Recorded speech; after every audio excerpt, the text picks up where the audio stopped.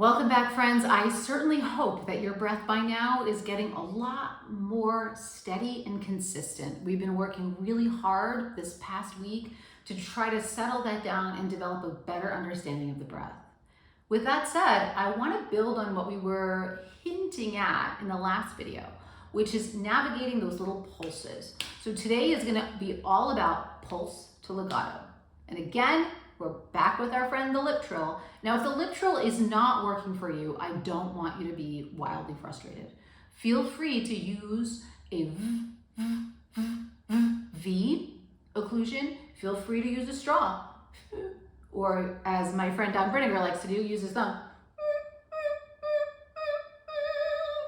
I'm going to continue with the lip trill just because I love it. And it's really the foundational building block for training that breath to sound ratio. But today what we're going to do is work the pulse breath and the release. So how this breath works is you're going to inhale fully, making sure you're always trying to get to that same maximum inhalation spot. Because what will happen as we're doing this, and as you sing, you inhale, abdomen goes out, and every time you sing, the abdomen comes in a little bit and you don't quite get to the same spot.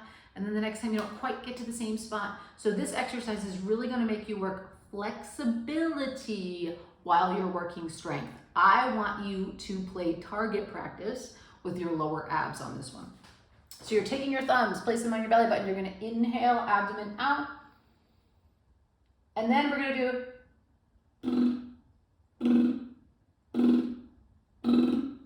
And then the last one... So we're pulse, pulse, pulse, pulse. And then if you can, on the octave, we're gonna start doing a little bit more complicated things. I'm gonna have you engage the muscles around your lower lumbar spine. So inhale, abdomen, so you're working the abdomen at the beginning.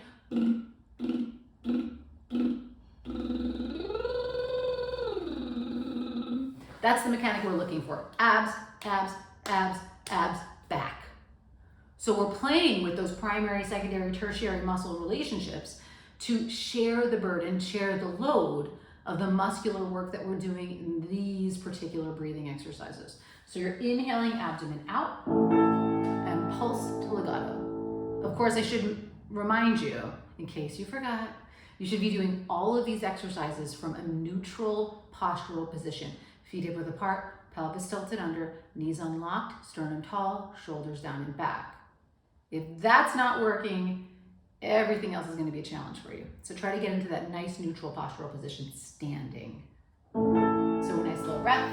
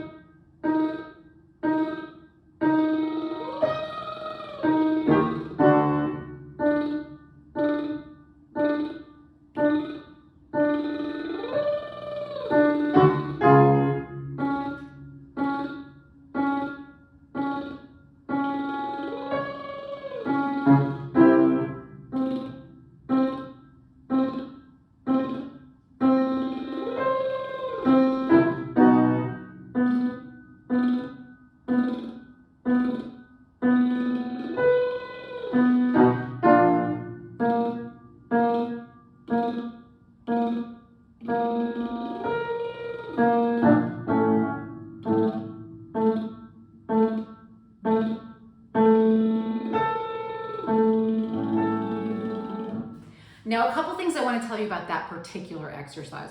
Most people have trouble with just trust because they tend to want to inhale extra in between those little tiny staccati moments. So I get a lot of or lots of hyperventilation. And one of the surprising things about breathing for singing that I find is more times than not, singers hyperventilate. They're in fear, so they think they're going to hypo, meaning they're not going to get enough breath, but actually they're getting so much, it's hard to manage.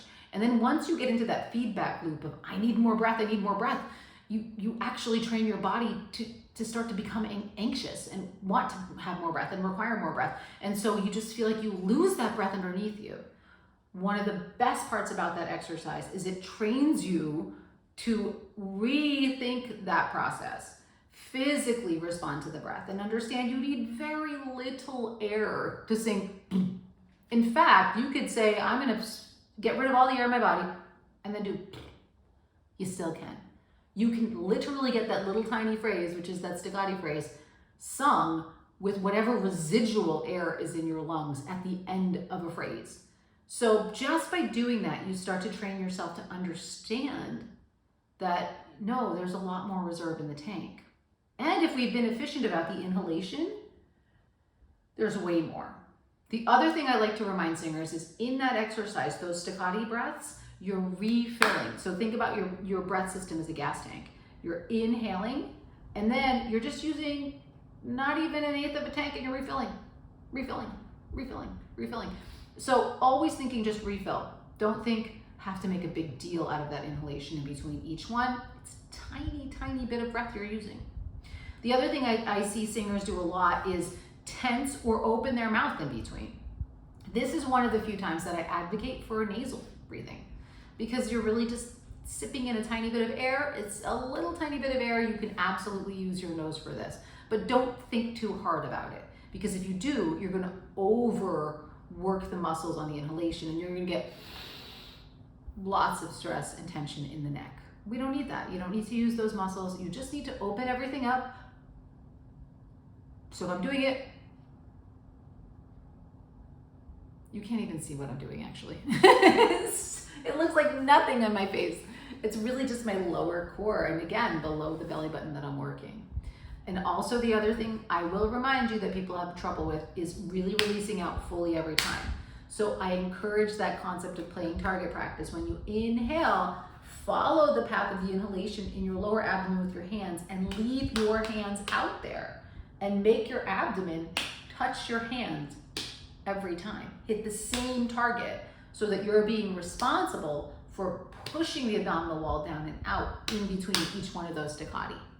So the movement has to be in your lower abdomen, and it shouldn't feel like you're locking at all in the abs. You're always feeling that movement. And in my mind, I'm going, release, release, release. And why do I say release? Because the muscles, as they come in, feel like they're tensing a little. And then if I can think release, I drop them down and out in the inhalation each time.